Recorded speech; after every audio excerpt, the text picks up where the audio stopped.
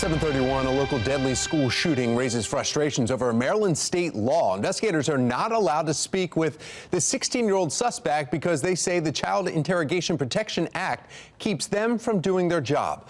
Well, joining us live, Harford County Sheriff Jeff Gahler. Good morning, Sheriff.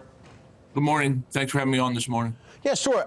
Real quick here, though, we're talking about Joppatown High School shooting, and we're talking about a 16-year-old who shot a fellow student in a bathroom on school property. Have you been able to speak with the 16-year-old as of this morning? No, of course not. As I said the other day on Friday, our criminal-friendly legislature has made sure that police aren't allowed to talk to juvenile offenders. They changed the name of the bill to child to make it more palatable. But as Governor Hogan vetoed this back 2 years ago, for the same reasons, it hinders investigations. Often parents want these young people to talk, and often these young people are advised of their rights and they want to talk. And in this instance, that could have been the case. We'll never know because the law now requires us to go to them to have the attorney first, and no attorney is going to tell them to talk to the police. And sadly, as you're aware, this gun is still missing, and that leaves a big hole in our investigation up to this point. We're still working all the leads we can, but some of the possible leads are taken away from us.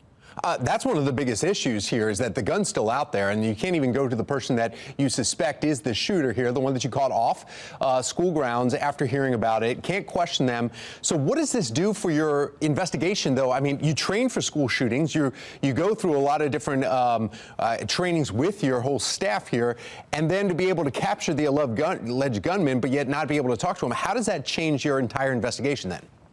Well, we're going to put together a quality investigation. We have the evidence that, we wouldn't have placed these charges as fast as we did against this suspect. We have the case that we need to put him to the state's attorney to put him in jail. And sadly, this is a 16-year-old man who made a terrible decision to bring a gun to school and then use it for a frivolous, what we believe to be a pretty frivolous reason.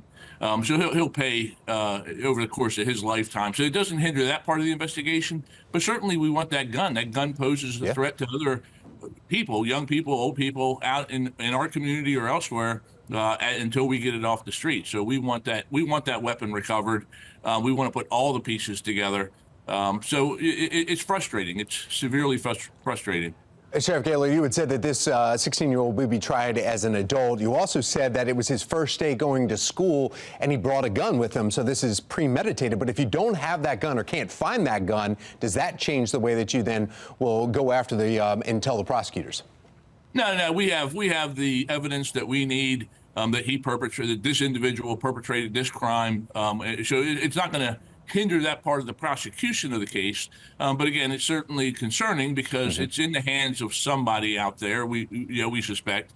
And because we're limited on with some of the handcuffing that the legislature has done, we're limited on what information we're free to recover. Last question for you then, Sheriff Gahler. You've had your sheriff's department has had 10 interactions with this suspect before.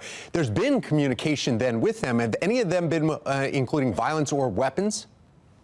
They've been criminal. There have been some that have been criminal. None that I'm familiar with, and I'm not that close to that part of the investigation. But we had 10 interactions since 2022 where he was either the victim, the witness, or the suspect in an incident involving just the Harford County Sheriff's Office. And we have other municipal agencies. We have the state police in the county, and we know that they don't stay. Criminals don't tend to stay within county lines. So who knows how many interactions this young individual had with the police, and did this law hinder his interaction with the criminal justice system earlier? Those questions are yet to be answered, but maybe somebody could have in the criminal justice system interacted had they not been handcuffed and put this kid on a different path to where he's not now an accused murderer.